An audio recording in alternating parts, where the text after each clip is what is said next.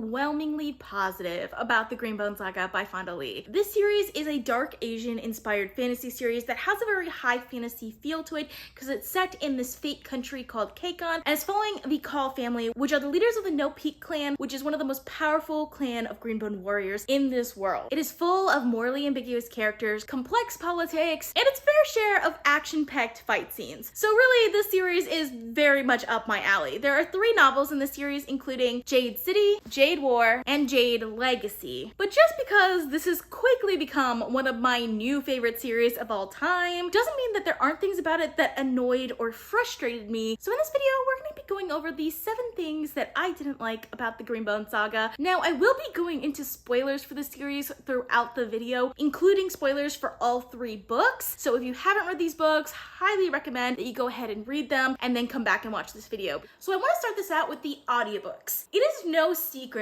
that I love the audiobooks for this series. The audiobook narrator is absolutely fantastic, and this series just flows really, really well on audio with the writing and how it's structured. But there's one thing that just does not work for me with the audiobooks, and that's the naming. Because a lot of the names are kind of similar, especially when you have like the same families, especially the makes. There's just so many makes in the 3rd book, which is where I get back to the audiobooks. Because there's one name in particular where the audiobook narrator changes how they pronounce the name in the 1st and 2nd book versus the 3rd book. That really confused me. And that's Make Ken. In the 1st and 2nd book, he pronounced it Make Ken. In the 3rd book, he pronounced it Make Kane. It sounds similar, but at first I thought it was a completely different character because there are other characters in the 3rd book that have very similar names, specifically Make Cam, who is either his son or his nephew. So when they started pronouncing his name wrong or differently, maybe it's the correct pronunciation, the first 2 books are wrong. Either way, I think they should have just kept the same pronunciation all the way through the entire series,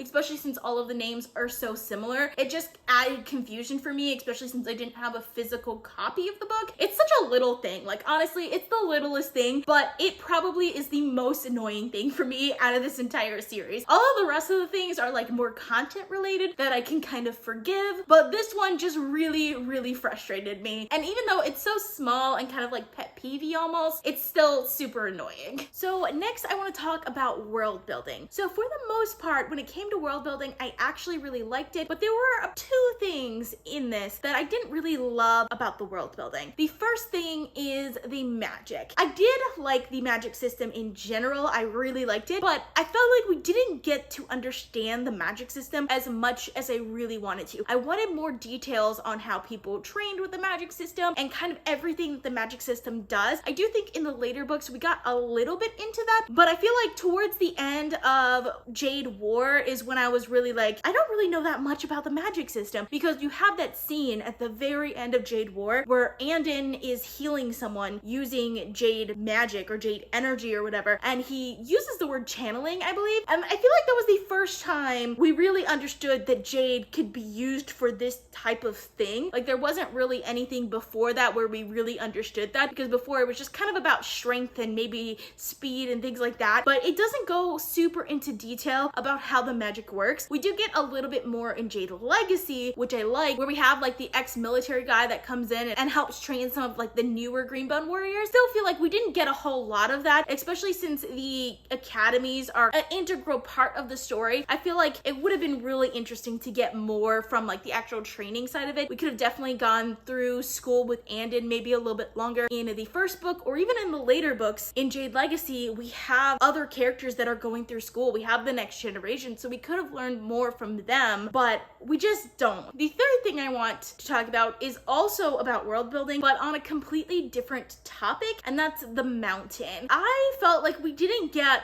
nearly enough information about the mountain and like the politics and just the behind the scenes of what goes on in the mountain. Every once in a while they would name like new characters that are coming from the mountain, or like mountain families, or even just like clans that are loyal to Aitmata, and I'm just like, I have never heard about these people before. I feel like I should have, because the mountain is like one of the biggest parts of the series. They're the biggest antagonist in the overall series, is like the leader of the driving tension of the series, but we never really really get to know that much about them, with the exception of a little bit with Aitmata, where we get to know a little bit of her backstory. We don't really even get to know that much about the other characters that surround her. I feel like it would have been a lot more interesting if we got maybe point of views from their perspective or things like that. But even if we didn't get point of views, it would have been nice just to understand more about the mountain, because if anything, the mountain seems to be even more powerful than No Peak. Like, they have one of the oldest Green Bone schools in existence. They have a history there, but I feel like we just kind of get like a side view of that history, and I would have loved to just go into more detail on that, while on the other hand, we go into details on things that I'm not as interested in. Like, for example, we spend a lot of time with Andon and Espenia in the second book, which I love that section of it, mind you. I love getting into the culture of the Green Bones that are living in Espenia, and I do think it's relevant to the later plot, especially in the third book, but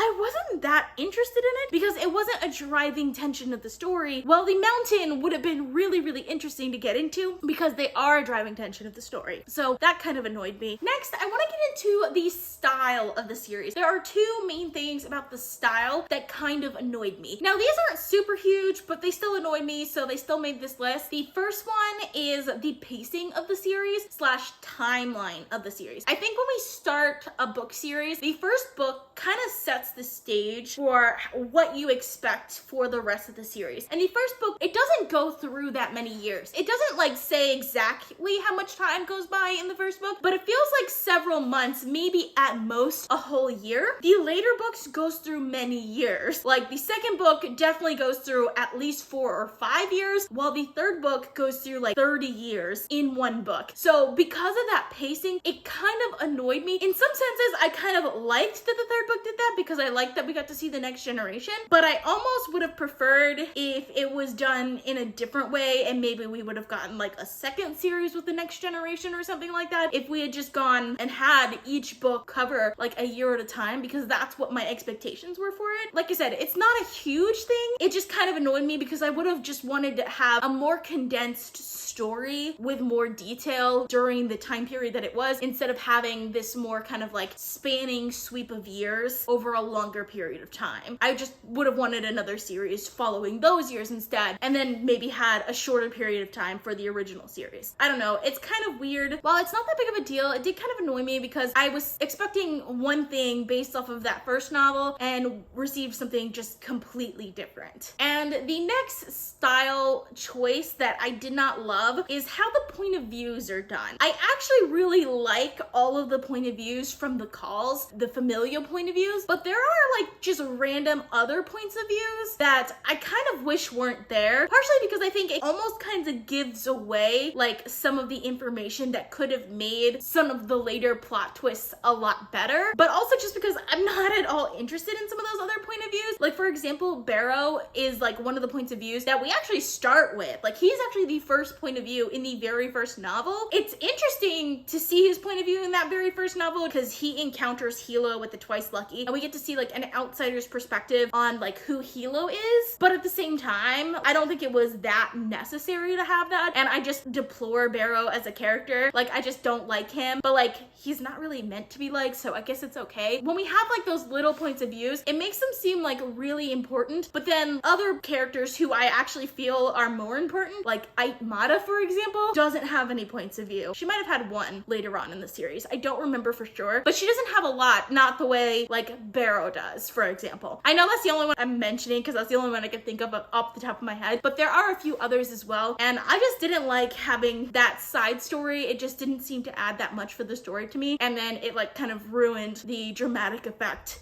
in some parts of the story as well. Next, I want to talk about characters. Within like the characterization umbrella, most of it I actually really like. I love morally ambiguous characters because there's a ton of those here. I like complex characters. I love pretty much all of the characters in this book. I even like most of the character relationships, especially all the familial relationships, like the sibling relationships and the cousin relationships, I think are done really well. There's one type of character relationship though that annoys the crap out of me when it comes to this book, and that's the romantic relationships. I cringe at basically all of the romantic relationships in this book. They're not really that cringy. They're not that type of like romantic relationship that I don't like about it. I cringe because I don't feel the chemistry between the characters. There is one particular romantic relationship that I think was done really, really well, and I love it so, so much, and that's Andon and Corey. I think that relationship in Jade War was really, really well done. I felt the chemistry between the characters. The author definitely did a really good job of the romantic side of the relationship, but it also has a lot of interesting conflict, partially the fact that, I mean, it is a gay relationship that we don't even know how Andon's family is gonna react to that, but also because it's quite obvious that Corey's family is not okay with that relationship. And then of course the reason that they break up is kind of dark in like a weird twisted way, but at the same time Andon wouldn't be Andon if he hadn't broken up with Corey in that situation. I love pretty much everything about that relationship, but all of the other relationships are really difficult for me. The one that comes the closest, I would say, to Andon and Corey would have to be Hilo and Wen. I think politically I love their relationship. Like all of the conflicts and like difficulties that come through the relationship because of politics, I think are super interesting. But I never felt the connection between the two characters, which is kind of annoying because it is actually one of the longest relationships that we have in this series. I always was rooting for them and I always wanted to feel the connection between them just because I really like Wen and I really like Hilo separately.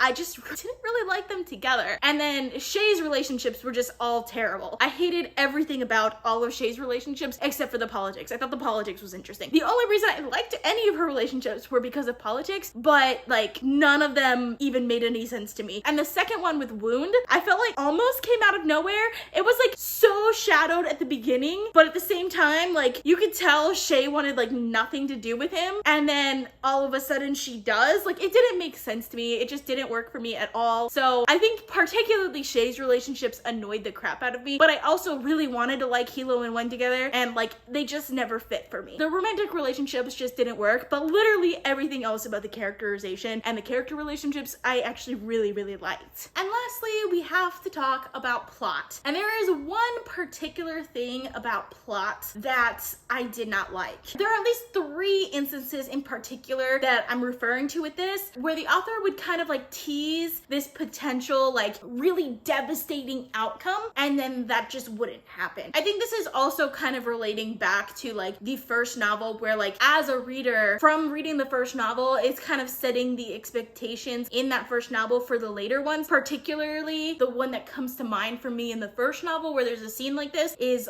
when Lon dies, because there is this tension before Lon's death that this could happen and it would be completely devastating if this happened, and then it happened. Because of that, I kind of had that in my head that this is how the series is kind of gonna be, similar to like Game of Thrones, for example, where something terrible happens in that first book, so you kind of expect in the later books that you're gonna have those like major character deaths, and that didn't really happen in this series, which kind of annoys me. And I feel like there were 3 spots in particular where the series could have just went above and beyond and devastated me, and then it just didn't. So the first one I would say is in the middle of Jade War, where Shay has her clean-bladed duel with Aitmata. One of the most high stakes scenes in the entire series. I absolutely loved it. The outcome of it was politically very interesting, but very anticlimactic in the fact that nothing really happens. No one really gets injured, no one dies, and like right before the scene happens, we have that exchange between Shay and Hilo where he basically implies that he's gonna break Aisha if she dies. There's all of this tension racketed up for the ending of this duel, and then the outcome of it was just so anticlimactic for me.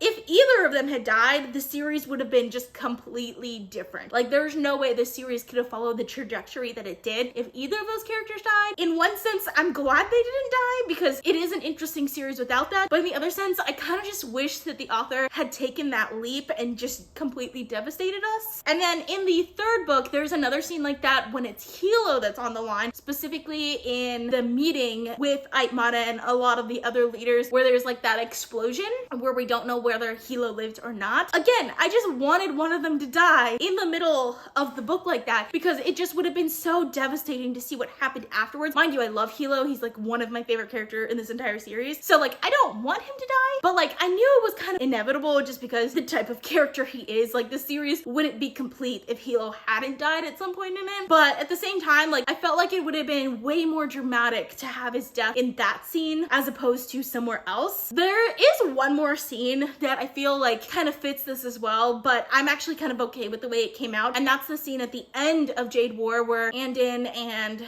Wen are attacked. And the only reason I'm okay with the outcome of that scene rather than one of them actually dying was because it's a very big character development scene with Andin, with him bringing Wen back to life and learning like that's what he wants to do with his life and what he wants to do with Jade. And then with Wen, there are some really long lasting consequences with her having been brain dead for a little while and going through that brain damage, seeing how she lived with it afterwards. So that scene, even though I felt like it could have been really interesting to see one of them die, I actually really liked the consequences of that scene. While with the other two scenes, I felt like they were really anticlimactic, especially being two of the most dynamic and tension-filled scenes out of the entire series. While I did love them, and I still love the series despite all of that, I felt like the author could have just pushed the boundaries a little bit more in this series, but I just felt like it could have been like next level great if the author had just went there. So that's all I have for you guys. Thank you guys so much for watching. I post videos on Tuesdays and Saturdays, so consider subscribing. If you want to be notified as soon as I upload, you should click that little bell icon. If you like this video, please give it a big thumbs up to support my channel. All social media links